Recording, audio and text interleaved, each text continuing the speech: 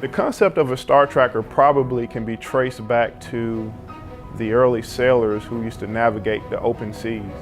The concept is they use star field patterns in order to tell them where they're pointed while they're sailing from east to west or north to south or whichever direction they're going. The star tracker is a lot more complicated in that it uses the entire star field pattern to provide attitude knowledge, or in a layman's term, more of the direction in which the spacecraft is pointing while it's orbiting the Earth or doing whatever its science mission requires it to do. So essentially it's an optical device that acts as the eyes of the spacecraft. The star tracker is built for the Lunar Reconnaissance Orbiter and the Solar Dynamics Observatory. Both NASA missions were built in Florence, Italy by Galileo Avianica. They write their own software used to operate the star trackers, ground all of their optics, fabricate the structures, and assemble and test the electronics.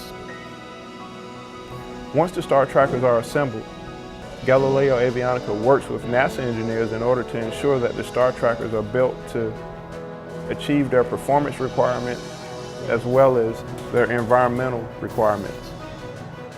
The LRO and SDO missions both use 2 star trackers for redundancy, so that if you get a failure in one, the second star tracker will be used as the backup. Also, the use of 2 star trackers provided added or increased performance accuracy so that the spacecraft will have a more accurate knowledge of where it's pointed while it's orbiting either the moon, the Earth, or the sun. NASA is an educational extension of the government. Through all the information we get from all our various missions, we learn things about our Earth, space, how space affects Earth, our changing environment.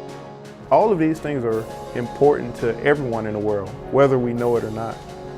And the importance of star trackers is they act as the eyes of the satellite to let the satellite know where it's going in order to get us that information we need.